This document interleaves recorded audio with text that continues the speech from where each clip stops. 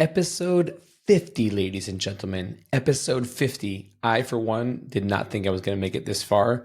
Super excited about this. Today, I'm joined by Amanda Wick, who's the CEO and founder of the Association for Women in Crypto, which is an incredibly important association and do some incredible work, a lot of which we're going to talk about today on the podcast. However, once upon a time, Amanda was actually a lawyer and served as a federal prosecutor among many other hats.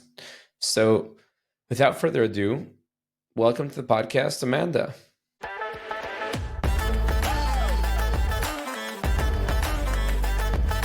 Welcome to Beyond the Code, the podcast where industry experts and brilliant legal minds discuss the impact of new emerging technologies. I'm your host, Yitzy Hammer, a lawyer and tech enthusiast. Join us as we explore the legal, regulatory, and ethical issues surrounding AI, blockchain, and more. Get ready to go beyond the code and stay ahead of the game.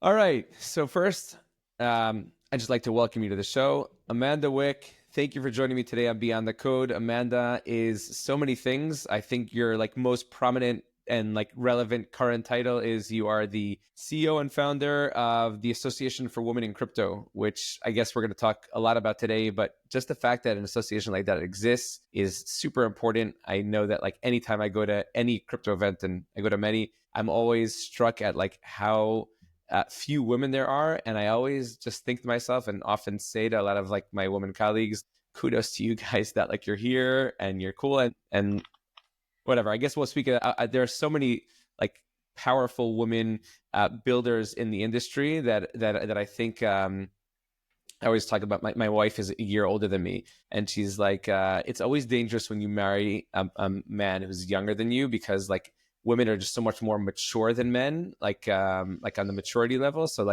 you want to really marry a guy who's older than you, and then it kind of matches up there because your maturity level is basically where he is. So I'm younger and less mature, and it just so the fact that there are so many prominent women in the industry, I think offsets the fact that there are less of them. You know what's so funny? I would actually disagree with that. Maybe because I'm biased, because I do tend to date younger, with some rare exceptions. But I'll tell you the reason I disagree with that is because I was looking at, if you look at the woman who won the Nobel Prize in economics last year, she wrote about the gender pay gap. And what she basically said was the gender pay gap isn't so much you and I are at the same level, we get paid differently. It's that it's really a motherhood penalty. And the minute that women start having children, their career is far more negatively impacted. There's not as easy of a reentry. There's no social support, right? And so the penalty for that makes it very difficult for them to stay on par with their male colleagues at the same level. And so the reason I say the younger thing I disagree with is because at least a lot of the men I know, when you look generationally, younger men, I think, tend to have grown up in a concept not just of gender equality, but normalizing child rearing with both sexes. So the gender norms surrounding parenthood, I look at my brother, he's only 2 years younger than me, and he and his wife split stuff truly 50-50. If anything, she's the primary breadwinner. He does a lot around the house and a lot of the child rearing. So when you see those kinds of relationships, there is something to be said about multiple generations of men that are being raised to think that your partner might be just as successful or even more successful. And what does that mean if you want to have a family and the responsibility that you have to take? So I do think there are some people who date younger because they don't really want to deal with kind of interesting old timey norms and views. I think there might be a cultural thing there as well. I know in America, the gender is a big issue. In Israel, it's less dominant in the conversation, but my wife and I have a very equal, I'm very involved in raising my kids and housekeeping and everything. And it's just not a thing that we ever had a conversation about. It just was. So it could be that there's somewhat a cultural element to it. In any event, I think a lot goes into it. So there's so many things. Somebody won a Nobel Prize for it. So there's a lot to write about. Yeah, I'm sure. Okay. let's since you have so many things, you've recently written a book, and you've had like a very prominent career within the crypto industry as well. I would like you to go as far back as possible and just kind of like share with our audience like who you are, where you came from, like kind of your journey, like what you went through at some point, how you got into crypto, and like how you got to where you are today. I'd love, obviously we get a lot. I don't know how familiar you are with your podcast, but we get a lot of lawyers and legal professionals. So I'd love to hear a little bit more about your career as a federal prosecutor, and then whether there's any legal, whether you use or refer to your legal background at all in your current work within the association. But that's like a lot of questions that I threw in. You want to just start by telling you a little bit about yourself and introducing yourself to our audience? Let's definitely start with that. So, my name is Amanda Wick, and I used to say I grew up in Florida, and then somebody saw me presenting and was like, no, that girl's from Jersey. So full disclosure, I was born in South New Jersey, and moved to Southwest Florida when I was 2. I kind of always knew that I wanted to be a lawyer, mostly because my personality, it was definitely the path of least resistance. And forensic pathologist required medical school, and my performance in chemistry dictated how that was going to go. So I was like, no, we're not clawing up that uphill battle. But I did early on know that I wanted to be either an FBI agent or a prosecutor, and eventually the route went towards prosecutor. Either one of those, I was going to go to law school, and I did. Yeah, is that a thing? Like, to be an FBI agent, you need to go to law school? You don't have to, but a few years ago, I don't know, it just kind of helped your chances of getting in. What actually happened was I had always wanted to be an FBI agent when I was younger. I read Mindhunter, the book about the guy that set up the behavioral science unit. It was like the basis for Silence of the Lambs, and I was just obsessed with it. And I couldn't wait to apply for their internship program, and I did. And during the interview, the guy, everything went really well. He walked me to the elevator, and he was like, "You're not getting this job, but I really hope you'll stick with this." And I was like, "I'm sorry." And he goes, so this would have been 2002. And he said, after 9/11, we have graduate students that now apply to work for free for the FBI who are, fluent in Farsi. Like, I know you've wanted to do this for a long time, but we now you don't have the skill set. Can hire. Yeah, well, 2 years ago, you would have been a shoo-in. Now we're getting people offering to work for free that we would have to pay, right? And so all of a sudden, the uptick in people who wanted to join up in order to fight terrorism was massive. And it ended up being a huge blessing, because I was like devastated, went back, drove back to college, and a few weeks later was at this pre-law event, and a federal prosecutor was talking to us about his job. And I went up to him afterwards, and I said, "Oh, I want to be an FBI agent. Maybe we'll work together someday." And he was like, "Why would you want to be an FBI agent? Why would you want to be a running back when you could be the quarterback of the team?" And I was like, "Well, tell me more." That and then cool. my life path towards federal prosecutor went that way. And it was crazy fact. Years later, I actually bumped into him in a U.S. attorney's office, randomly walked by his office, and he said, "Hey, did you happen to give a talk back at, Cornell in 2000? He's like, 20 years ago. I was like, "So funny thing, you kind of shaped the course of my life." And then we ended up being friends. We still keep in touch. It was really lovely. Okay, so you went to law school, and then straight from there to state prosecutor? No. How does it go? So, like, why federal and not state? Do you have to go state first and then to be federal? And like, what is your, I guess, caseload look like as a federal prosecutor versus a state prosecutor? Because I feel like just like from like a news perspective, like less cases go to trial on the federal level. Yeah, that's a fantastic question. A lot of people don't understand because they watch Law and Order, or they watch, I guess some of the shows that are more state-based, and they think it's the same system. It's very, very different. There are more people who go straight out of law school into the state-based system.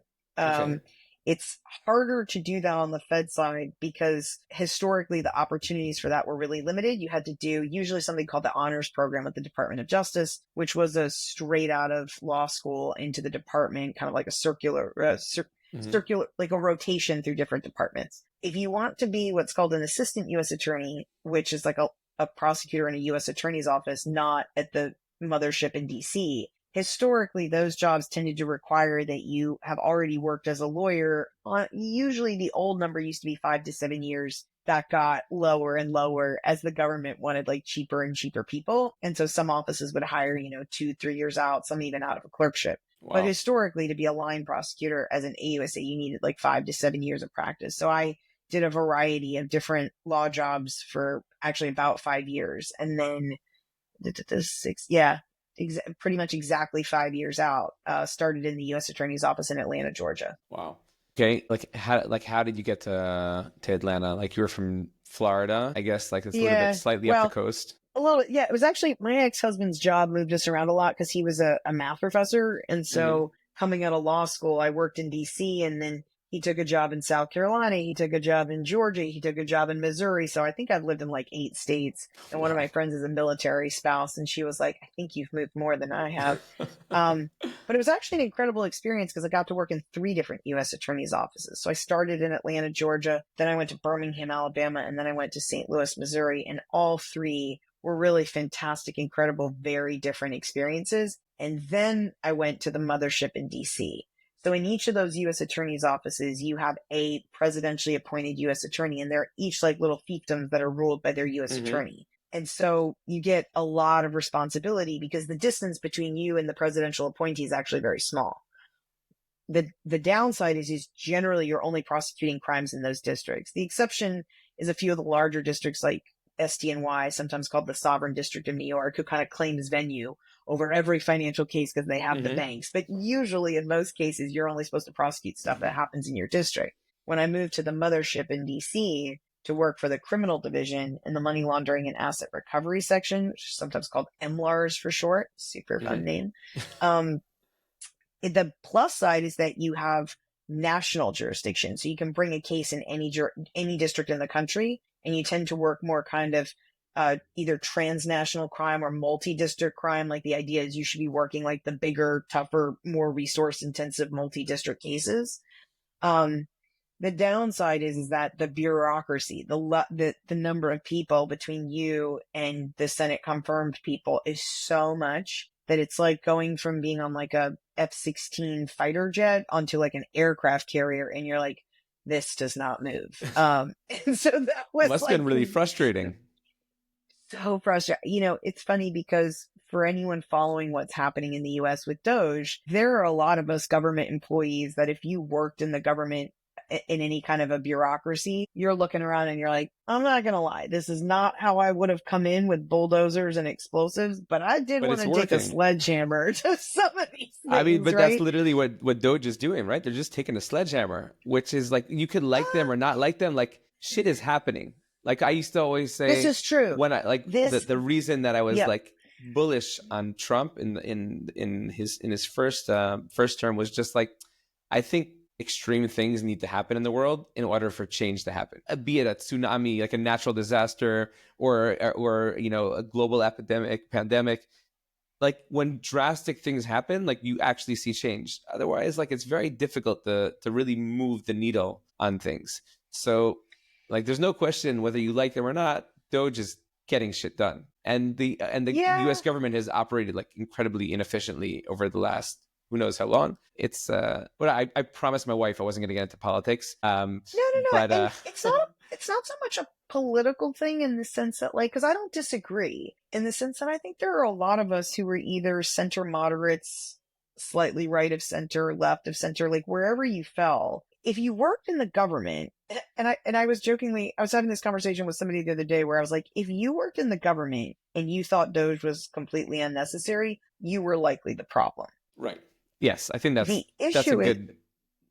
good test. Yeah, the issue is that it's sad because if you were in the government and you cared and had a very intentional desire to fix things in the best way possible that didn't hurt a lot of people, what they're doing is like a tragic, not the way I would have done it, right? Like explosives and bulldozers, lots of collateral damage. The tragic thing, I think, is for people who are like, I spent so many years explaining, diagramming, and graphing all of the non-load bearing walls that we needed to take a sledgehammer to, and you ignored all of it. So it's hard for me to get upset now Yeah. that Yeah. all the people who stayed are get like, and my heart breaks for the people who it's negatively impacting. But at the same time, you are right that there is an aspect of it. And I worry because I think that carries over into everything. People have a tendency to really easily say that when it's not them that's the damage. But you see a lot online, all these posts about, wait, my daughter works for the Postal Service or my son works for the VA and he just got fired. And I'm like, who did you think was going to get bulldozed and exploded? You thought it was going to, like, you thought if you were wearing like a Trump supporter sign, like the bulldozer would like skip you? And whatever your politics are, if you're okay with bulldozers and explosives, your politics don't matter. Yeah. I think But the thing that I find frustrating are people who are kind of like, well, I only wanted it to bulldoze and explode the other everybody side, else, not our yeah. people. And I'm like, yeah, no, that's just selfish assholism. That's not a political thing. I agree. First, I appreciate your candor and all this. I do think, though, people tend to think like, it's not going to affect me. But the fact that it's affecting people on both sides, I think, is a testament to the fact that it's probably working at some level or another. Because if it was only affecting one side, then you would say like, okay, this isn't effective. It's just like revenge or whatever it is. But I think that the idea is for it to be effective, and for something to be effective, everybody's going to get a little bit burnt. I think the question is, what definition of effective are you using? If the definition of effective you're using is, you got to look at it economically. Economically, like in order to make America great again, okay, to strengthen the economy, to strengthen the dollar, like these are the things that we need to do. And then it's a numbers game. Number go up, number go down. Number goes up, we're doing a good job. Number go down. You can't, like, on a government level, you got to look at it from like a cold perspective. Like, would we have that conversation I don't disagree. here? I mean, don't get me wrong. I don't think it's a cold versus warmth thing, but I do think it's a nuanced cost benefit analysis. And I think if you're like, hey, I mean, this is literally the entire thing of what happened with California. If you do not understand what areas you need to slash burn effectively to prevent fires, just setting things on fire without understanding how it works, those are not the same things. It was fun. So that's why I said, what's your definition of effectiveness? Because if your definition of effectiveness is, well, we need to cut X percent of the government. Okay. But you realize that cutting an IRS agent who's going to get checks out to people when tax season comes and cutting a park service ranger who's going to watch bears is slightly different. So there's a nuance to this, right? And that's why I say, in terms of effectiveness, you have a bunch of 19-year-olds with laptops running around slash burning. Yes, your cost will be reduced. In terms of overall cost benefit analysis, in terms of the complexity of what the federal government did and who needed to be cut versus, I mean, I think that's the frustrating thing for a lot of us is that we all would have submitted a list of people and been like, start here. Here's the supervisor. Here's the manager. Here's the horrible leader that was allowed to fail up in the government, who blocked innovation, who said no to everything, who's a status quoer. Here's the list. That's not who they're firing. Right. And that's the problem. Do you know what I mean? So that's the heartbreaking thing. It's like, did you want to effectively slash burn? Let's hope that they get there within a short period of time. It's a process and it's a difficult one. I'll tell you one thing. It's so fun to watch on the sidelines. Anyways, I mean, like Twitter hasn't been this fun in a long time. Well, you know what that is? And I was talking with somebody about this the other day. Have you ever heard the German word Schadenfreude? I'm not sure if I'm pronouncing it right.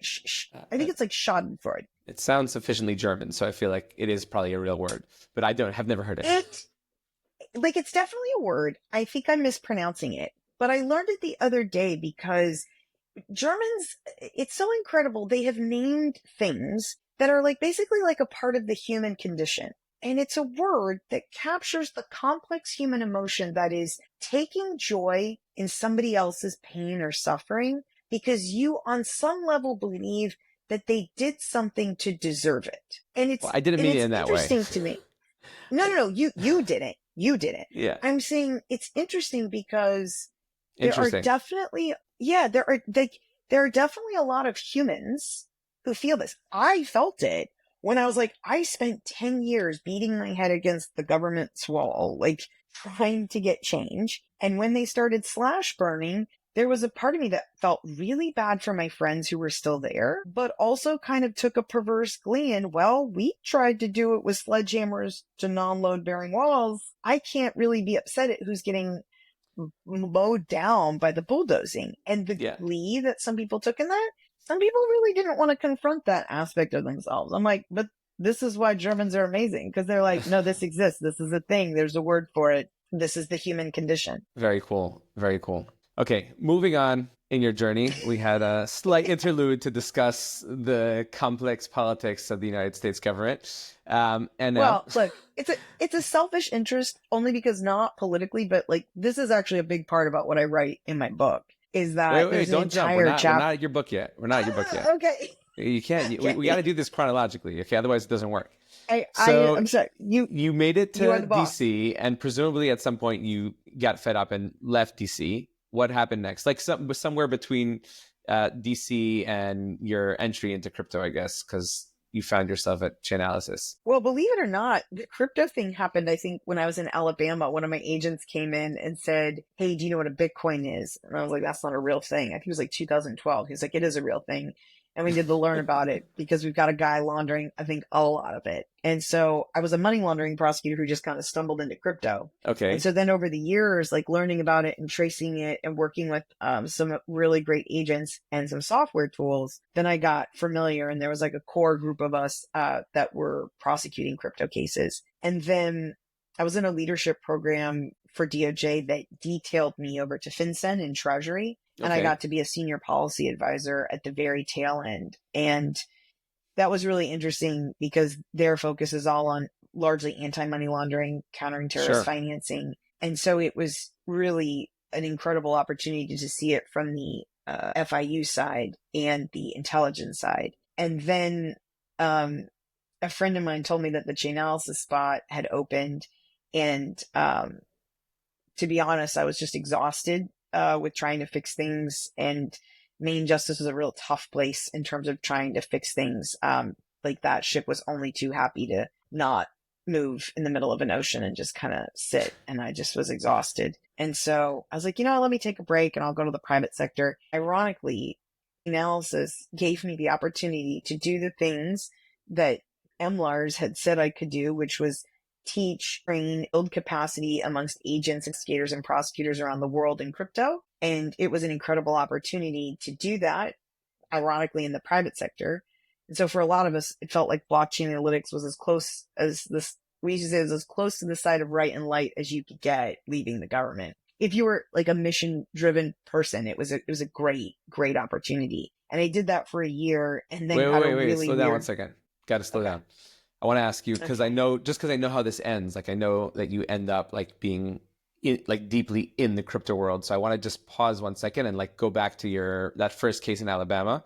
Okay. And understand like your kind of like how you wrapped your head around crypto. And I'm from Alabama, from 2012 to 2020, it's 8 years before you joined Chainalysis, of like, I guess like, being in financial crimes and anti-money laundering, which are like very closely tied to the crypto world, unfortunately, especially during those early years with like Silk Road and other shady exchanges.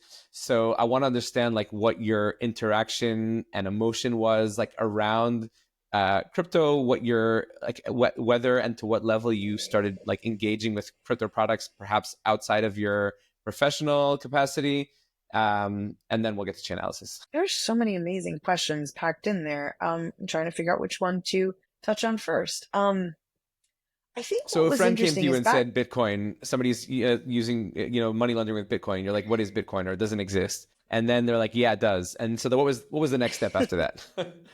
Well, because this wasn't a thing in DOJ, basically our training program was going to YouTube University and Googling, right, everything we could find about cryptocurrency. And it was interesting because you have to remember back in 2000, this would have been 2012 or 2013, and the majority of a lot of the activity was super early adopters, and the early adopters of every technology is criminals. They're always the first one in, willing to try things. So from our perspective back then, it was largely, if not all, criminal money.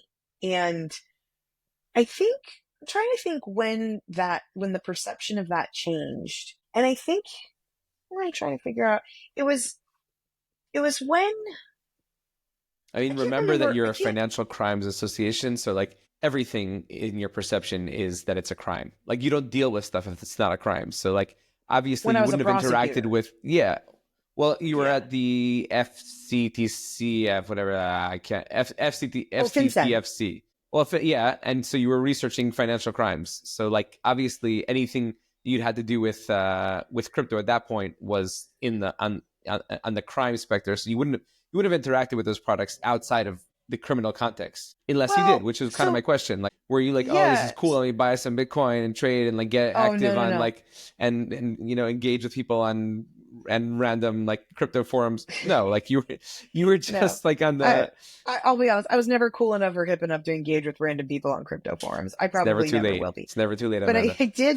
I did buy my first crypto. I think it was like 2020, and I remember joking with 2020, with the eight agent. years you were exposed to Bitcoin Mhm. before you got. But you have to understand that back then, the government's position on whether prosecutors could own crypto, it was agency by agency. I mean, can you imagine how hypocritical it would be to stand up in front of a jury and say, this is criminal money and mostly criminals use it and you own it?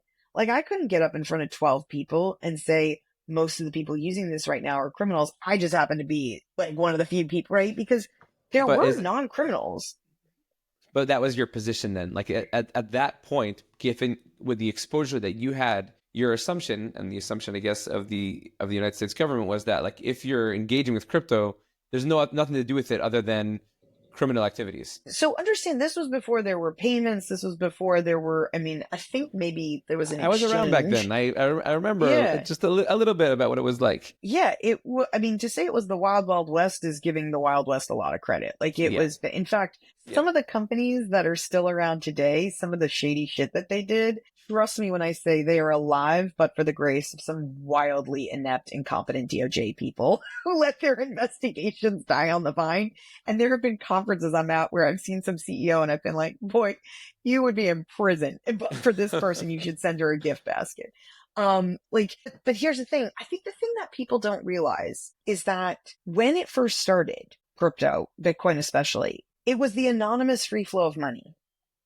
You couldn't you couldn't do any analysis on transactions. You didn't know who it was. It was not pseudonymous then. It was anonymous. And it wasn't until the Mt. Gox hack and Groninger and the formation of Chainalysis where blockchain analytics and the ability to determine what was happening on the blockchain made this stuff even remotely legitimate from a sustainable point of view, Yeah. because there was a significant portion of the crypto community that had these like real cypherpunk libertarian roots that were like, we want the anonymous free flow of money. And then I was like, well, you weren't clearly paying attention to what happened in 9/11 because you're never going to get the anonymous free flow of money ever again.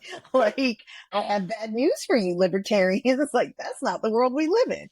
And Yeah. so, like, to make it legit, to make it scalable, you had to make it something that people could figure out. Is this address Yitzy or is this address Hamas? And if you couldn't do diligence on that, you really shouldn't be touching that money. And some of the stuff that those early traders, early companies before blockchain analytics, what they were gobbling up, like who was buying crypto and who was doing this, some very serious skeletons in those closets. So then Yeah. blockchain analytics comes along and says, by the way, you know whose money you were touching? It's like, oh God, we got to get compliance programs. Okay, which is a great segue to Chainalysis. Like it was evident that the blockchain was a mess. Somebody came in and made order of it all. Somebody in the form of Chainalysis. But in 2020, you left the government at good riddance and went to be chief of legal affairs at Chainalysis. You like, was there an existing legal team there when you came? Like, was it a big salad and you had to make order, or was it there, or was it already like relatively mature at that point? That's a great question. I will say it was bittersweet leaving the government. I think a lot of people leave the government heartbroken that they weren't able to fix the things they wanted to fix. So like the leaving part was actually, I think, harder than I thought. Getting to Chainalysis was really interesting because it's a very much, and this isn't a Chainalysis thing. This is like a tech software SaaS company thing, startup culture thing. When you're sitting in the government saying, gosh, I really wish we could move faster. And, you know, I wish people wouldn't care so much about breaking things as long as they weren't expensive or valuable. And then you go to a software company and it's like, move fast, break things. You're like, if we could just we just slow down a little Slow bit. down a little bit. It's like, be careful what you wish for because you will get exactly right what you want. And I was really, really lucky that I was actually the chief of legal affairs after a guy named Mike Mosier. And Mosier was the chief of legal affairs at Chainalysis before me. He left to go be the number 2 at FinCEN. He's now a brilliant tech lawyer running a law firm called Arcturos. And he had already set up a lot of things. So I was not like the first lawyer when it was 7 people. By the time I got there, I think there was 250. There was one other attorney. Yeah, I think there was one other attorney. And I want to say we were like Series B, maybe even going into C. So that's in startup world, that's like a teenager, I think. Like, Yeah. you're not dealing with an infant or a toddler, but it's still making wildly horrible life decisions that could ruin it. Like when it grows up that you have to kind of parent, but it's not like the same, like, oh my God, keep your hand off the stove, you could die kind of thing, you know? Okay. So what was that like? You spent a year there, segueing from government into semi-private because they were still, presumably at that point, all their clients were law enforcement and governments, right? They were less catered to the private sector. It's interesting. I think they were certainly trying to sell into the private sector. I think obviously the public sector was the most sensible choice. I want to say back then they might have been like 60-40 public private sector. I can't remember. I would never quote me on that, but it definitely felt like it was public sector heavy. I think the problem back then was, and again, it's wild to me that this was 2020, it was only 5 years ago, but it was really problematic from like the private sector side that like there was still this like hesitancy in a number of sectors where trying to get the private sector to kind of move forward was really hard in the United States because we didn't have good regulation. We had like basically just nothing and no recognition of the underlying tech, carving out how you feel about Bitcoin or the speculation aspect or cryptocurrencies themselves. There was just no recognition that distributed ledger technology or that blockchain technology was going to, on some level, be the evolution of the future of digital finance, which has set America back like several years that they have to catch up to. But it also made it so that it was really hard to get the private sector to kind of like do the things they needed to do in order to have transaction screening or be ready or have sufficient risk models. So that was a little frustrating. But the people, I mean, one of the great things about working at Chainalysis in 2020 is you got to work with the greatest minds in the industry because that was like the 800-pound gorilla in the room. And so they were able to like cream skim. And when I think of the Chainalysis alumni network, it's some of the most incredible, brilliant people in the crypto industry. Wow. And whenever we see each other, it's kind of like, it's a very cool company. I hate to say to be an ex of, but I mean, it was an incredible opportunity to work there. And the people were just amazing. It was just amazing. It was a really cool thing because we sat at the hub of the ecosystem and got to work with everyone, and see all the cool projects and help whoever we could, which was nice. Okay. And then you left because... Oh, well, it was Sorry. actually, it was, yeah, I don't know. I like to go thorough. It's a fair thing. No. You have been insanely thorough. More thorough, I think, than any other interview I've ever had. This could be 4 hours long at this rate. It was a weird thing. My boss got fired and they moved me, chief of legal and chief of policy, under the chief marketing officer. Again, Interesting. I don't know why restructuring. I don't know why okay. Yeah. Andrews, that was his name. And Ian is a sweet guy. And I remember our first call and he was like, well, I've never supervised a lawyer before. And I said, well, I've never been in marketing, Ian. So we're both going to learn new things with this experience. And I will tell you, I'm pretty sure I got the really sweet end of the deal because I learned so much in 6 months from that marketing team. And you really don't appreciate how critical marketing is in the world now, thanks to social media. Believe me, I do. Oh my God. It's just once you see, like, you can't put the blinders back on, but you come to appreciate how a really great company with a, shitty product and good marketing can win, and companies with incredible products with bad marketing, you'll never hear about it. And so you really just kind of learn to appreciate, oh wow, our system over, 4 decades has become about marketing, all of it. Yeah. And I learned so much from them. And when I started the association, the stuff I learned from marketing was some of the most helpful things that helped us get off the ground and made us By the way, I don't successful. think it's any different in government. I think like it all comes down to like lobbying and like how to get your agenda before the right people and to sell it to the right person and then to sell it to the, you know, to the people. If the people are I sold know on you it, don't that want me to. I know you don't want me to talk about the book, but yes, that is like you're picking out okay. so many things. I'm like, we're not gonna have to talk about the book because Yitzy mentioned like all the chapters nearly in successive order. So Yitzy was my was my book summary. Okay, so wait, you still didn't explain why you left Chainalysis. You talked about the restructuring and how it opened up your eyes to like I the got virtues of marketing, and yeah. so So then you said, I'm going to go be a marketing person. no. So I got this weird call completely out of the blue. A friend of mine called me and said, "Hey, there's been a bunch of news reporting that crypto may have been involved in the funding of the people who attacked the Capitol on January 6th." Interesting. And I knew where some of I've the never heard that marketing, one before. like, well, I knew where some of the information that the articles were reporting on was some marketing that had come out that was more marketing than it was. I don't say factual, that's harsh, but let's just say like they took facts, they kind of put it together and it was marketing. And so my friend called me and she said, would you be willing to talk with them because they want to hire an investigator? Like they need some advice. I was like, sure. So I got on the call and gave him some advice. But then the chief Well, when you say investigative they, counsel, it's like it's a government committee that you were going to yeah, so consult, this, that you were going to provide yeah, consulting to. Okay. consulting strong. I was just going to give him free advice because like Okay. that's so Well, much because there easier. was nobody in Well, the government who had like no like Amandas of a year ago that were around that they could have just drawn on their pick their brain for free. I Going mean, if back to I the was a guy, government I'd say, inefficiency, I no, think there was Doge would have nobody loved that like me. one. I was one of a kind. Um, No, by the way, it that's could be that's the answer. I have a very close friend who is like headed this cyber unit at the here in Israel at the what do you call it, the Israel prosecutor office, and when he left, there's nobody. Still, it's been like 3 years, and they still haven't been able to find somebody to replace him. So it is possible that there was no other Amanda available. well, I just feel like the I'm American laughing. government's a little bit bigger than it is here in Israel, and it's possible that there was one other person who knew a thing or two about crypto crime, but maybe not. It is, there were, what's horrifying is for how big the US government is, it's horrifying how few people there were.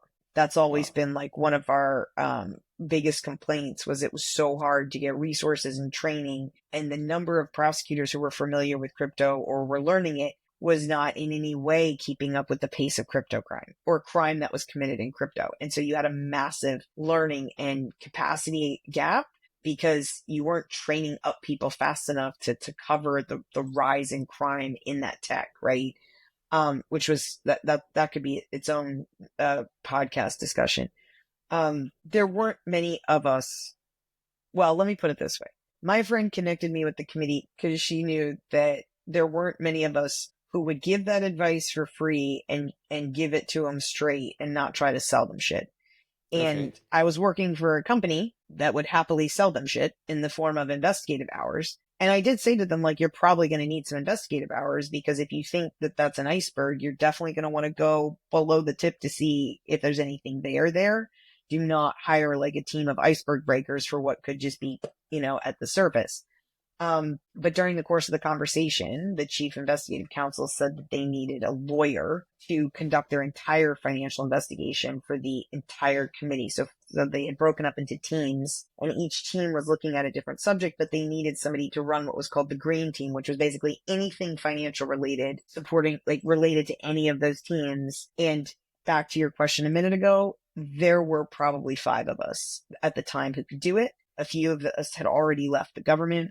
They didn't want a detailee, which meant that it would be somebody who was still in the government that they'd have to like borrow. They needed somebody who would quit their job and come work for the legislative branch. The legislative branch makes peanuts. They are paid horrifically low, almost criminally like deficient wages for the work that they do. I knew the 5 people that would do it. They all had families and no one would take that pay cut. And so when they asked if I would leave Chainalysis and come, I was Work like, for well, I have a free. 1 year, a massive pay cut. It wasn't free, but it felt like nearly, it was even less than what I was making at DOJ, which was kind of horrifying. Um, But yeah, I basically, they said, can you leave? Can you, he asked if I could leave. And I said, I have a 1-year cliff at my company. So I think I couldn't start, I couldn't start before then. I said, I think it was like October 13th. And he was like, well, could you start the 14th? It's like, All right. it was pretty close, but I was the last senior hire. They were desperate. Like they needed to fill that spot and there just weren't that many people qualified to do it. So how many people it was like were one on of that, those were on fate that things. committee? So the committee was, oh man, I've blocked so much of that out. No, the committee was 8 members, I want to say. So 8 congressional members and then staffers of, I want to say 30, 40 maybe. Okay. Can I ask you a question? This is something that's like, I want to like, I don't want to like get political. Okay. Oh, you can.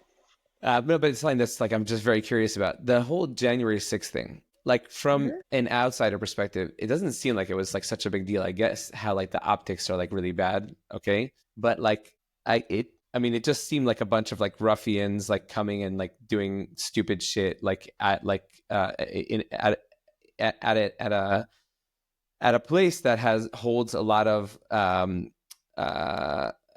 emotional value for Americans because like this is our capital. Okay, so like but the actual actions that were taken wasn't like it was just like a bunch of idiots like acting like idiots and like shamefully so. But like, does it justify the amount of noise and like the quote unquote shock factor that has like rippled through society as a result? Or is it just like, is it because of the optics? Like, was it actually as bad as like people react to it? Have you watched any of the video? I've watched some. No. I mean, have you actually sat and watched? Not with the people. So there were like 3 rings of people. So I remember the day, and there was like tons of stuff like all over social media, and I remember thinking like, this is insane.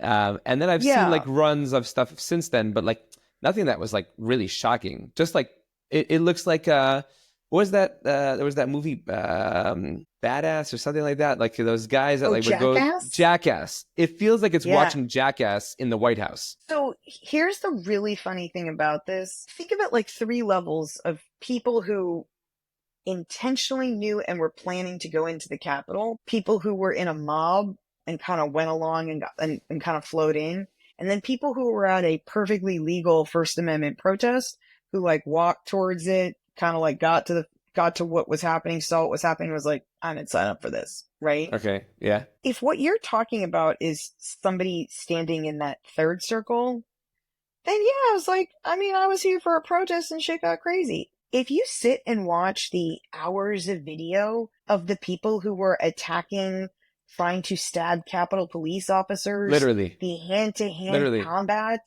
Wow. Okay. I'm not. If people sit and watch that video and then like, I feel like if you watch that video and then imagine it happening at the Knesset, right? Yeah. Is it? And then imagine like anywhere. Legislators, legislators. I'm going to reveal my ignorance here, but so the Knesset are the legislators, right? And then we'd have the Supreme Court or whatever. Yeah. But the Knesset would be a good the Supreme example. Court's in like a different building, right? It is. But like, imagine your Knesset, your legislators are fearing for their lives. Mm-hmm.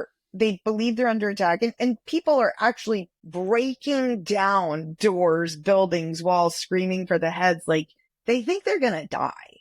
Like, actually, on both sides, left or right. Interesting. No, it's so bad that they actually have to evacuate the vice president because people outside are calling for him to be hung because Trump blamed it on him. And there's a group of people who came, like, actually dressed in with the SWAT intent, gear, with the intent to go in, who then have hundreds, I don't know if it reached 1,000 people who, yes, maybe jackasses, but when 1,000 jackasses get together with weapons, or like, you can turn a flagpole and all this, the crap that they brought. I just wish people would sit and watch the actual video. And then if you're in a foreign country, imagine it's your Knesset, or imagine it's your first unpeaceful transition of power since, I don't know, I can't remember. It might have actually been the first. It might have been the first ever. And so when people downplay it and say like, oh, well, it just didn't seem like a big deal, I kind of want to be like, if you don't understand the level of social engineering that is, that somebody was able to make it so that you probably didn't see much of the video, put out enough messaging to make it seem like it was just a protest run amok. That is 100% social engineering, because if you Okay. watch the video, it is effing crazy that people defended that. If it had been Democrats, I would have been like, prosecute them all. It's not a political thing. You came and did something horrifically illegal, and you all should have been prosecuted. Not the people who were legitimately peacefully protesting at the ellipse, because The that's a people who First crossed Amendment the right, but line. you don't have a First Amendment Yeah. right to invade the Capitol, attack, and try to forcefully overthrow and prevent the peaceful transition of power. Like, that's insane. Amanda, I really appreciate your answer. I very much, on in many levels, live in a bit of an echo chamber, and it's something that I was genuinely been curious about. So I'm happy I had the opportunity to ask you, and I appreciate you giving your answer. I will tell you the echo chamber thing. I mean, I studied it a lot because I wrote about it in the book, and it is hands down We're one of the not most at the book terrifying yet, things. okay? I know. Well, I'm sorry. It's like you purposely asked all these questions. It's like such a tease where I'm like, I wrote about all this. Like, you're not doing it on purpose, and yet it's torturous All right, because, like, this we'll is move on such a from January problem. 6th now. So then you had presumably a very intense year working together Yeah. with the committee. I have no idea what happened behind the scenes, but I guess that you started from the crypto side of things and then ended up being a full-blown member of the committee. I've seen you write about how important the report is that you guys put out and how important that work is for you. So, I can imagine. And then presumably after a year you submitted your report and we're done with that and on to the next thing, and Uh, then you're like, Not women in quite. crypto are misrepresented or underrepresented. Well, No, so okay, so there was it was something a else there. weird, yeah, it So was I a just weird basically did it sequence. for you. Now you tell me if I did it right or not. I wish it had been like that clean cut. What actually ended up happening was when I got to Chainalysis after leaving the government, and this wasn't a chain problem, this was like tech companies and crypto combined making like a horrible baby. That is seeing the way that women were treated in the tech industry, but especially crypto. It was wildly different from how well we were treated generally in the government in terms of like profiling, inclusion, etc. And so when I was at Chainalysis, we created a Women in Crypto speaker series, and that was incredible. And we had so many women from around the world, and I knew I wanted to turn it into a nonprofit. It was just tricky while we were at a nonprofit and we were trying to figure that out. It resolved itself when I left and went to the government, because then I could build the nonprofit while I was working on the committee. What you said, that was, I wish it had been as easy as, oh, I did all this work, we did all this work, and then a report came out and everything was fine and I started a nonprofit. What actually ended up happening was, what became abundantly clear as we were writing the report was that, there was just, for lack of a better word, mismanagement, and the report wasn't moving fast enough. And so there was not going to be the 9/11 style commission report that we all hoped to write. What it ended up being was basically I'll say a truncated report of what they could get done in time, which was fair. But it was wildly frustrating and heartbreaking because we spent a year investigating all of the causes of what led to that event. And it was a lot of things. It was a lot of problems. America was broken in many ways. We had been whitewash painting over rot for years, and then made it about a guy. And I wrote an op-ed piece because I was like, this is the equivalent of taking wood into a forest, dragging all these pieces, stacking it into a conical shape, covering it in kerosene, and then saying it was entirely the fault of the guy who came along with the match. He is absolutely to blame for the match, but okay, if you get rid of him, there's still a giant problem waiting, and the next guy might have a flamethrower. So what's your plan for the giant pile of dry wood sitting in a forest that's ready to burn at any moment? And the answer was, they have no plan. There is no plan. There is That no sounds like government. willingness. Yeah. there's just no willingness, there was no interest in like addressing the real underlying problems, and that I didn't need to stick around. And my colleague, thankfully, a brilliant guy named Timoteo Ganga Williams, he stepped up. I finished the investigation, and he stepped up and kind of like I wrote some of it, and then he wrote the bulk of the section for the report, because I just was like, it wasn't You the lost thing your that I momentum. had signed up for.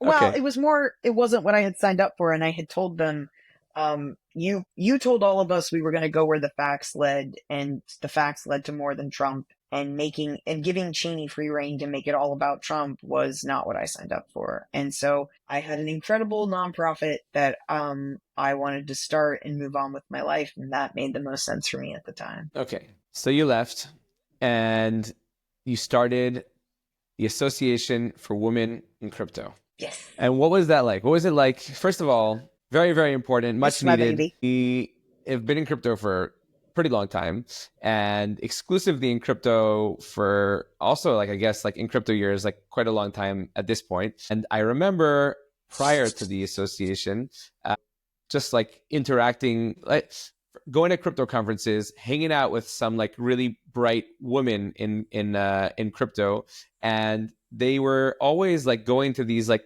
brunches for women in crypto. Like it was a thing, maybe not like as organized as it is now. I'm actually just trying to think like what the name was. Maybe it was like an early version of the Association for Women in Crypto. But there were things, but it wasn't official. I think like it was a lot around like NFTs. Like you had like the Galaxy, what's it called? The World of Women. World of Women? Yeah. World of Women, and like other NFT collections that were like promoting like empowering women and stuff. Like, so around that you had all these like events that were associated with those collections and communities, but it wasn't in like it wasn't like you went to every event and they had every crypto event and they had like a side event that was specifically for like women in crypto. So like, what was it like coming into it? First of all, like, how did it start? Like, you had this idea in your head, you wanted to like spinball it, you wanted to start a nonprofit. What was your first like shots fired? It must have been like a crazy experience, like just getting it all together and like getting the word out. Because now you guys are pretty big. Like you're like all over the world. I know you're in Japan now. I'm assuming you're there on Women in Crypto Business. I want to hear all about that. But you guys are, you're all over the place. So how did you get from like nowhere to all over the place? My questions are like very layered. I'm sorry. They're so good. No, they're so good and they're so layered. But this one almost makes me kind of choke up a little bit because it's just it's been an incredible thing. When I started the association on my laptop, and it was just me, I had no idea of what I was doing. Like I had an idea for what I wanted, and really, honestly, it started with like an ethos, somewhat of what spun out of the Women in Crypto Speaker series, but also that was kind of based on my experience with women and women's groups. I had been in Georgia Association for Women Lawyers, Junior League. I mean, I had been in a bunch of women's groups. And something that had kind of always bothered me was there was like a mean girl culture sometimes, or like a cliquishness. And I was really adamant. And one of our first rules was no mean girls. And we would actually say it at every event. I would say we have 2 rules. First one, no mean girls, no mujeres malas. Whatever language we were doing an event, like we explained what it is because we are adamant against it. And the reality is, there are mean girls in the world, but obviously in crypto. And it's just toxic. It's not healthy for anyone. We just had to stamp it out. The second rule actually kind of spun out of something that happened early on where, we did a post about an incident that happened on International Women's Day, because crypto is kind of notorious for there's always some male CEO in crypto who posts some incredibly tone-deaf manal or all-male event on International Women's Day. It like wouldn't be a crypto International Women's Day without some like ridiculous post. By the way, we do it in order to give you something to make an association about. It's part of our agenda to give you a reason to come out and shout. If we didn't do that, guy somewhere who's then like, there would just be no justification for your existence. Yeah. There you go. Hopefully you fundraised off of it. You're welcome. I'm not even going to ask you for my cut. I'm going to tag you next time. I do have people who do that. Is this tone deaf enough, or do you think I should like... No, I don't have people who do that. Well, some of them. Crypto Twitter. The misogyny on crypto Twitter, I can always count on. Crypto LinkedIn, people are a little bit more hesitant to attach it to their professional identities. But it was just a really fascinating thing because I remember calling a woman. So at the beginning, all I could do was, plan events and self-fund it because I couldn't get an ethics waiver from the House of Representatives. That's a long story. But I asked a bunch of women. I said, look, this What is does what that I want to mean? do. This is what, hmm? But you left the House of Representative to start the Yeah, but I was association. building it while I Oh, was you're there. employed. Okay. Yeah. And so I couldn't fundraise for a nonprofit while I was senior staff. Got it. So I had to fund everything myself until I left, right? And so setting up the launch event, setting up everything, right? I couldn't fundraise. But what I could do was I could ask women in the industry and tell them what I wanted to do, tell them what I wanted to build, and say, like, look, when we launch in October 2022, I want a wall of women who are the face of this so people know who we are and what we stand for. And I asked, I think, like 70 or 80 women, and 50 said yes and were able to get me like the information I needed. And they were our founding members, and they were incredible. They were from all over the world. Shira Brezis was from Israel. I had somebody from Australia. Like, I just had women. I literally searched for and hunted down, like, who are the women that support other women? Who are the women building incredible things in crypto? Like, who are the doers? And that helping other women and not being a mean girl thing was a really big part of it. Cause there were some big names in crypto where I'd ask about them and someone would be like, don't do it. And I was like, okay, that's interesting. And some people were like, well, why didn't I get invited? I was like, do you want honest or nice? And so like, it was tough love, but I was like, this is what we have to do to kind of keep it the support network that we wanted. And it was actually amazing. But I remember there was a woman I called and she was on the more senior side. She'd been in a number of women's groups and she said, why do we need yet another women's group? And I said, well, that's a fair question because there are a number of them. I think we have some advantages and we'll do things differently. But realistically, if they were doing this really, really well, we wouldn't need one. But I think we clearly do. And we do things differently. We operate very differently, both as a nonprofit, whereas some groups are for profit. And also as an advocacy association that's sometimes militant. Although my board wants me to stop using that word and saying passionate. Yes. Especially that. As a lawyer, you should know that. Yeah, exactly. I know, but I'm a recovering lawyer. So I don't have to, I barely, You never recover I don't from actually that. really practice anymore. Huh? You never recover You'll from never, this is fair. That's fair and accurate. But yeah, it was actually really incredible. We launched with 3 events in the US. And then I went to Southeast Asia to basically heal after the committee. I ran it out of a little room I was staying at in Phuket. And I had some board members who helped me with the stuff in the US, but I mostly focused on making it a truly global association. And I had a backpack and I stayed in hostels and I basically lived and traveled on a shoestring. And there were so many great conferences that supported us, that let us do side events. Wow. We found a law firm, Norton Rose Fulbright, and a consulting firm, BDO. They were there with me from the beginning. Norton's hosted, I don't even know how many events for us. And we just had folks who believed in, we want more women in this industry and we want them to be treated better and we want them to have professional development. And we've had some amazing supporters. And I think we're at over 800 members in 24 countries. And we've done over 100 events in the last 2 years in person. Wow. Yeah. Wow. Okay. So I want to drill down to like, a few things. First of all, as far as the events are concerned, like what are we talking about? We're talking about like you go to like big crypto events like Token 2049 Singapore, and there's like 1,000 billion side events. And you're like, we're going to be another one and we're going to be focused. Is it only for women attendees or is it for people who want women to be more deeply included in crypto? No, yes. So we it's have not only for women and it is for we people have a really who want strict policy that all are welcome. I don't believe in inclusion through exclusion, and our male allies are some of our most passionate members. We had, when we did our Unmantle Your Panel initiative, we had over 100 male allies pledge not to speak on manels. One of our first male member was Ari Redboard. He's one of our greatest supporters. I love Ari. We have lots of male members. In fact, we just did a breakfast yesterday in Tokyo and 50% of the attendees were men. That was probably the highest we've had. we actually go out of our way. Like when we do an event in a city, I actually like LinkedIn message. We send messages because a lot of times men will see Association for Women in Crypto and they'll think it's just for women only. So we actually message the men and personally invite them to make sure they know that they're invited and attended. And I'll be honest, it's the male allies that come that care about it, or at least the ones who are like not intimidated by a room full of women. So the universe sends us who we need, and I'm totally fine with that. And So we then get what is the purpose of having an event that is 50%? Like what is the purpose of the association? To prophesize and educate the agenda of if there are women in this industry, they need to be treated appropriately, and we need to have more women in this industry, and we need to make place for them. Is that what it is? It's just like just to get the word out there?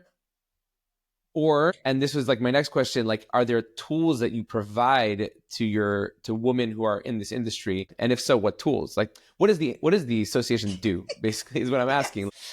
I'm saying, so you have events, great. So like either like there are events for women and then the women come and it's like, oh, those guys suck or whatever, or you provide them actual tools. But if it's an event that like half the guys are men and like, so what are we doing? So a couple. Sorry, am I like just not getting it, or no, quite okay. the opposite. You packed so many great intuitive questions into one thing that I'm like, oh, I want to pull on all the threads. What order do I go in? So our motto, if you will, is educate, network, advocate, right? The events are part of it. But when you go to the events, a lot of the times, not always, but most of our events are some kind of educational panel. Maybe it's about stable coins, maybe it's about policy, maybe it's about staking, but it's something where somebody who walks into the room and knows nothing is going to learn, and somebody who thinks they know everything is also going to learn, right? Mm-hmm. And obviously we try to feature female speakers. We frequently have male speakers, especially because we have some male regional ambassadors and they're frequently involved in the events. But so almost always it's educational about crypto, blockchain, Web3, and then something called facilitated networking, where we basically kind of break into small groups and people are given 4 questions to answer. It's just a lot easier for introverts and even extroverts. It takes less social energy, and it makes for like much more meaningful relationships than kind of like your average like ambling around talking to strangers that people find exhausting. So is it only for association members? Does we member to attend? So the events used to be mostly open to everyone when we first started. Now at 800, because of space limitations, we do prioritize members only just because we had to at a certain point. But for the most part, I would say like in growing chapters, like I think Kenya and France, there's like, as the chapters are growing, there's still member like for everyone. But as the chapters get big enough where like London or Singapore or some of the other major markets, like we have to basically say, hey, members get priority. So we'll admit those folks first. Or sometimes we'll have specifically members only events, especially like smaller focused ones where maybe we're doing like a fireside chat with a regulator, or we're doing something where it's like, hey, this is like a smaller group. And I think the thing that makes us different, to your point about like, what do we offer? In addition to tons of events and discounted tickets and the partnerships we have with conferences, we've been trying to basically strike a balance between the educating, the networking, and the advocacy piece, right? So we actually just started an education committee to formalize this, but we have a bunch of like webinars and training things where members have like a dashboard and they can view videos on demand, and we're building blockchain training. I don't like to invent the wheel when somebody has already done things well. So we frequently try to point them to resources that they can use. And if there's something that we think we can make better, then we'll take a stab at it. I think what we try to focus on is professional development. So the networking is part of that. Part of the regional ambassador program was, it didn't need to be about me. I had a profile. I had a job. Like I had a career. But what we needed to do is, it's like manure. It only works if you spread it around. It doesn't do so well in one pile. And so what we needed to do was kind of take that profile awareness and that exposure and then spread it among as many women as possible. The regional ambassadors, they hold events. They're the subject matter experts. Like we feature them. We elevate their profile back to the marketing piece, like showcasing them as subject matter experts. We have a global inclusive speaker directory so that we can go to all these conferences and say, hey, we'd love to help you unmantle your panel. Here's over 200 women speakers that you can choose from around the world. And we're constantly trying to get our members to opt into that and increase, right? But it's an effort, right? Like not every woman says yes to public speaking. So there's coaching, and we have public speaking, and we have executive presence. And so there's there's a lot that goes into it. We started with me. Now we're at 4. We have a director of operations. I have an executive assistant, an operations assistant, and they are all in Argentina. And this is how a Wow. nonprofit survives, because Wow. you cannot afford Americans. Like, it's just cost prohibitive. Wow. Yeah. I think maybe we're up to the book. I'm not pushing you. You've already covered so many topics in the book, like by accident, that I'm like, you know what? We don't need it. If they care about those things, hopefully they'll read the book. But you have literally intentionally, I mean, not, you couldn't possibly, because you haven't read the book, but you have literally covered, I think, 5 out of the 12 chapters, or it's 14 chapters. Right. I think you've covered like half of them. It's at least amazing. some for the imagination. Yeah. When did you write a book? What is it about? How could people get their hands on it? And then I have like an announcement and a question. Oh, okay. It's a surprise announcement. Is big. It's a big announcement. It's big. Okay. I'm excited. Yeah. It's the first time ever talking about it. I started writing the book when I rolled off the committee. I wrote an op-ed that was like kind of like the first seeds of it. And it came out of this idea of like, we saw what was happening with America and it wasn't good, in the sense of like the problems that were still unresolved, the 2 really broken political parties. I think people don't understand how broken Congress is. And there was just a lot of political and economic dysfunction. And then when I hit the road backpacking, trying to build the association, talking to all these global regulators, having like thousands of conversations about what was happening in global finance. And to your point, the reduction in dollar, I don't know if you said this actually, but you talked about dollar dominance. And that was a big thing that I was focused on, because I was looking at all these things happening in cryptocurrency, and I was looking at what's happening in the United States. And I was like, dollar dominance is falling. Like, it is, you can measurably see, if you're paying attention, it's an issue.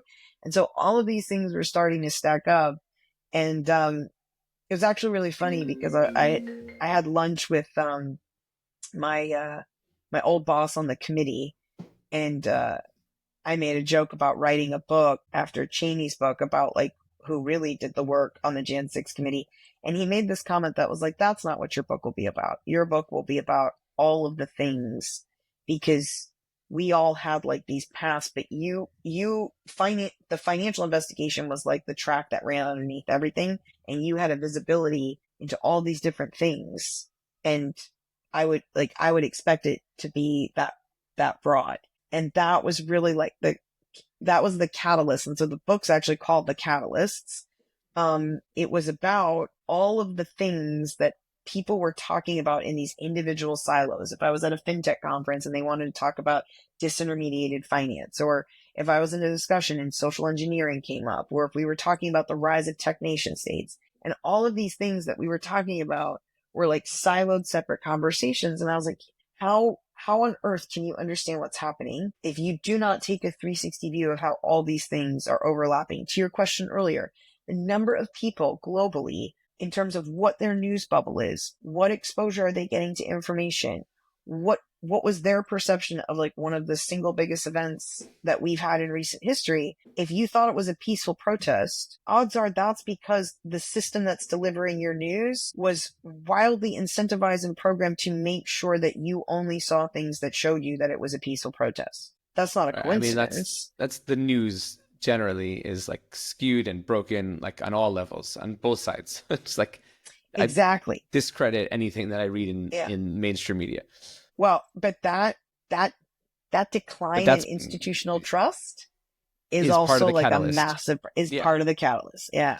And so it's in Israel, we have the same thing, like post October 7th. It's not like in Hebrew, it's called like shvirata concepsia, like doesn't really like translate over well, but like the breaking of the conception, because the conception isn't like, but basically like there were all these assumptions that we had of like a lot of different things for like decades, like on a national security level, that like post October 7th, we're like, oh, well, that really didn't work. Like, so it's like, I guess it's a catalyst in and of itself.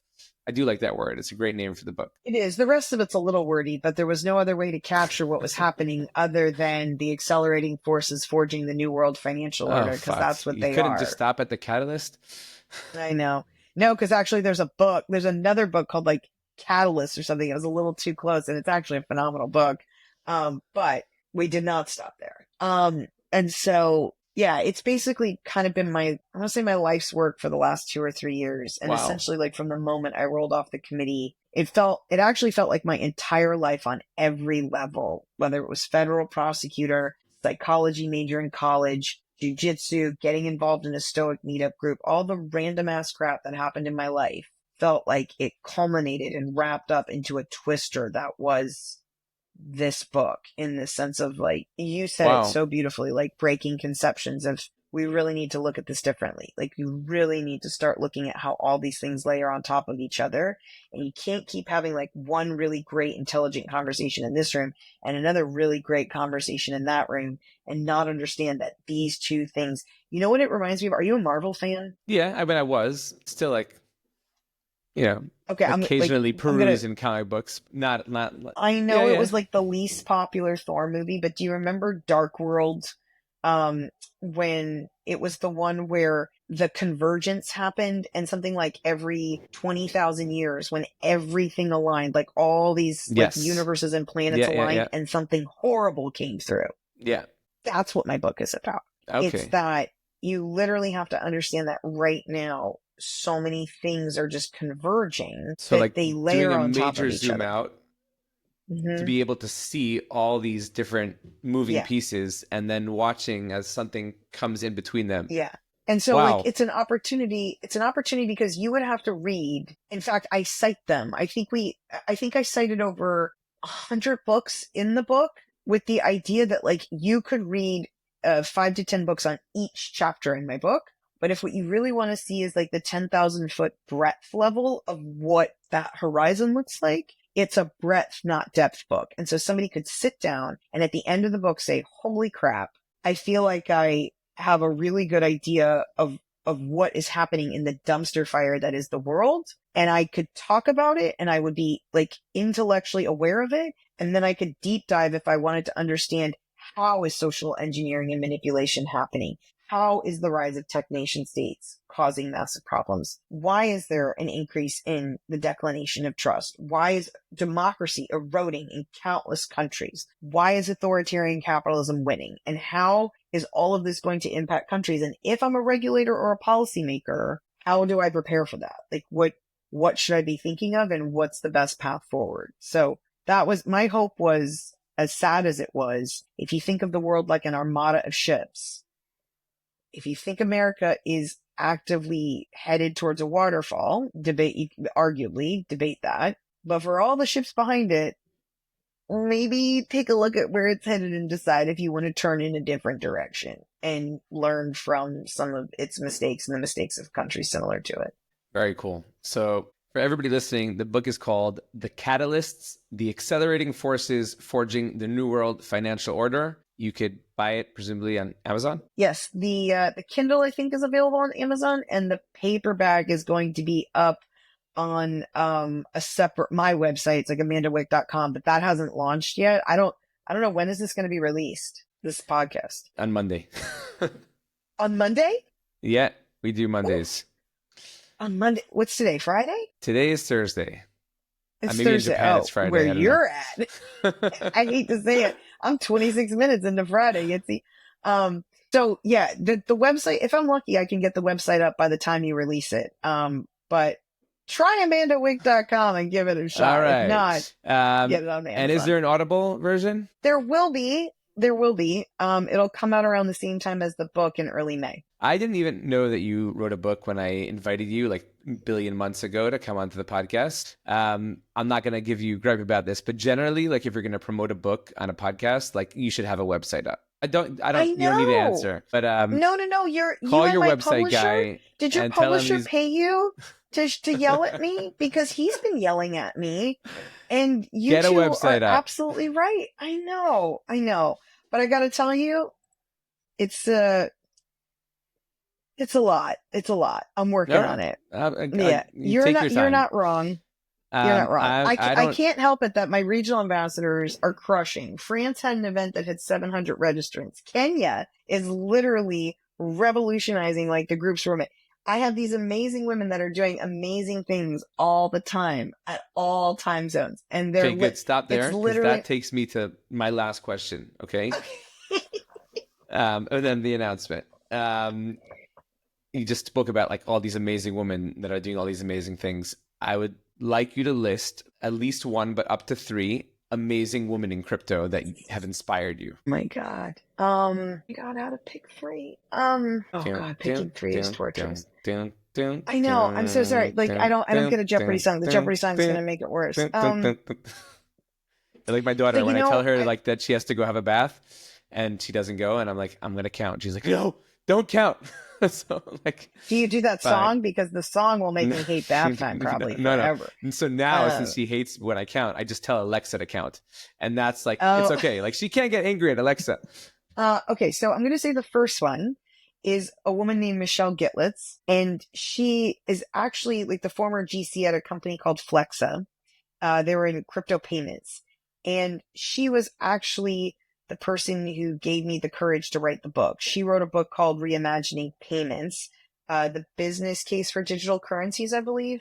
And she managed to do it while she was working, raising two of the most incredible daughters in the world. And I told her about kind of like what I was struggling with, and I thought it should be a book, but I wasn't sure if it could be a book. And she just completely gave me the power to just say, do it. Just do it. So she's one of them. Like if you saw like the creepy Rolodex of women that are fluttering through my brain, and it's like, how do you pick? I have to say probably the second one is Carol House. And people may not know who Carol House is, but she used to be on the National Security Council. She was at FinCEN, and she worked in the Biden administration. And she was really like a huge contributor, if not like the leading person who put together the Biden executive order on crypto, which if you know much about that administration, you know what an uphill battle that was. And what I admire about Carol so much is not just her like deep cyber technological background, but she's really a person who tries to stay objective about like the pluses of crypto, but also the risks. And I think we have that in common. And I learn from her every day how to be objective and nuanced in a industry that sadly is like often lacking in both.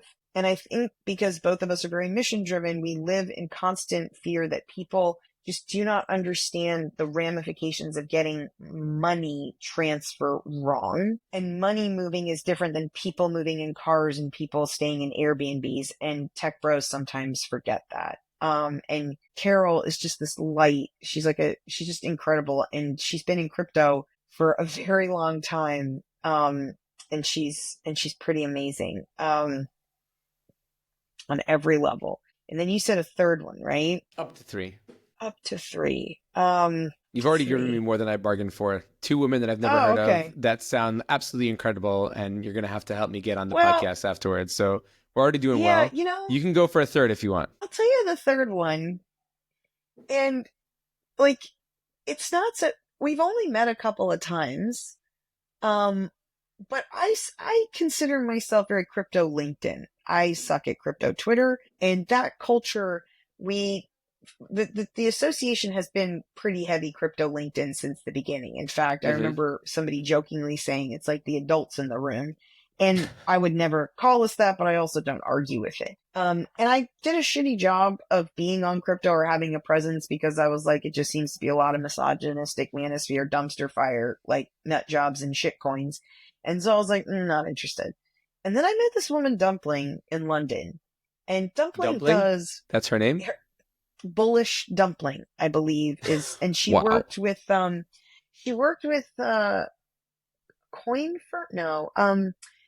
a big crypto education YouTube channel. She was the producer. But huge presence on crypto Twitter. And because she's fluent in Chinese, she does a lot of education for Chinese speakers globally, which is literally billions of people. But the incredible thing about her is when I told her we were very crypto LinkedIn, she said, well, you should change that because Twitter at the time, she was like, Twitter's not going away. It's a space. And if you seed that space, what will fill it will likely be worse. So we should fight to fill that space with quality content, equality, and inclusion, and not give up the fight just because it feels like the battle is lost to everything else. She's right. she was 100% right. And every day when I open X and I am wildly horrified and I just want to like shut it down and run, I think of Dumpling, and I will sometimes comment when people are wildly wrong factually. I will try my best to put content out there to help people understand how much misinformation and disinformation they're being pushed on all sides, every levels, every direction. And we try to have more of a presence on there and partner with groups that kind of like are in that crypto Twitter space. But she has been fighting that fight for years. And I've met a lot of incredible women on that side who are more on kind of like the builder developer side, who spend a lot of time on crypto Twitter. And I've come to appreciate that a lot more because of her and the culture that's on there. And I'm definitely like a little too Zoomer or Boomer. I'm not sure what generation I am. But it's definitely Oomer. And so I appreciate that I'm just never going to be that hip or cool. But I do think that people who give a shit about objectivity, truth, and nuance should not cede the ground on Twitter. I think of guys like Austin Campbell and Justin Wales at crypto.com, Catherine Kirkpatrick Boss, Ari, Red, like people who are on Twitter that are trying to kind of spread like truth. Not surprisingly, lots of lawyers. Although there are some really crappy, horrible lawyers who put wildly horrible things on Twitter. But there's a lot of good people who put good stuff out there to try to kind of like cut through the noise. And I aspire to be like them. And Bullish Dumpling is somebody who I think about. That was beautiful, beautiful, and a really nice way to almost end the podcast. I have to tell you, I never, ever go past an hour, ever. It's never happened. I usually try to aim for 40 minutes. We're now at an hour and a half. And I've enjoyed it you'd like every cut minute. Out all my verbosity. No, I don't edit. I don't edit. We just not at all. We just go long. Oh, you're like Joe Rogan. It could go like 3 hours. You're here for it. Oh yeah. Except most people aren't that interesting. Okay, so I promised you. So first of all, thank you. This was a lot of fun. I enjoyed. Yeah. Second of all, you, because you alluded to it, but people don't know how patient you are. My email and LinkedIn's are dumpster fire. And you were so sweet and wonderful about messaging me, and the patience. Like, it's an honor to be on this, but it's also just truly nice how understanding you were about how horrible I was and how long it took me to schedule this. I appreciate that. It's really lovely. And again, I really enjoyed this conversation. And I promised you an announcement, so I'm going to end with an announcement. I don't usually announce things in the podcast, but I'm very excited about this one. But first, I want to start with like a disclaimer. Okay. I don't believe in equity as a way of achieving equality. Okay. But we're not getting into it. I just want to give it as like a background before I tell you what I'm about to tell you. That being said, I do believe that like it's sometimes you need to like broaden your glasses to be able to see things that are there that you don't necessarily see, because people have like narrow tunnel vision a lot of times, and they're used to seeing what they're used to seeing. And I made an effort at an early stage to just to open my eyes when I started doing this podcast and try and see those like very, very qualified women in the space and try and bring them on. And I'm proud to say that I've had some like very, very strong women characters on the podcast. Some of my most enjoyable episodes. I'm not going to name names because like at like a bar mitzvah, when you start thanking people and then you forget. So like I'm not going to do that. You made me name names, but you're not going to have to. I see how I'm going. Okay. But like I really like I've had some really. I'm just looking at the wall on the wall where I have some past episodes, but all people that like I really really enjoyed and I really really appreciate in this space. Outside of being a podcast host, I'm also a partner in a law firm that does exclusively crypto. And we're 3 male partners. And we just made our first 2 hires this week, okay, which has not been announced yet in any capacity. And both are very, very talented women. So it wasn't done intentionally to try and like soften the male presence in the room, which is why I say like I don't believe in the like forcibly doing things, but it's just because like they're incredibly qualified people and I'm incredibly proud to add them to my team. And I thought that would be something that you would appreciate. And that's why I wanted to share it with you and with all of our listeners who I'm sure we'll Is that the share my announcement? sentiments. That is the announcement. Well, congratulations That's not a good on announcement. hiring. I feel like No, that no, was like no. an It's anticlimax. First of all, for me, the first time I'm employing somebody is exciting. Okay, the first time I'm employing two people is more exciting. The fact that they're incredibly accomplished women who I'm proud to add to my team is also another thing. So yeah, for me, it's a big deal. that's awesome. Thank you. For me, the fact that Thank you're you. hiring two accomplished people, amazing. The fact that they're women, bonus icing on the cake. The more important thing Bonus. is completely right, like super accomplished people. I thought the announcement was going to be your law firm is sponsoring Association for Women in Crypto Israel chapter, but we'll get to that. First of all, no, maybe, maybe.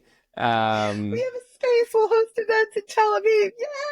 Yay! I did want to tell you it's East Tel Aviv last week of March, and there are a lot of events. One of them we're hosting. I would be more than happy to Yay! to discuss All a right, we'll Women definitely in have to collaborate on that. Association for Women in Crypto event.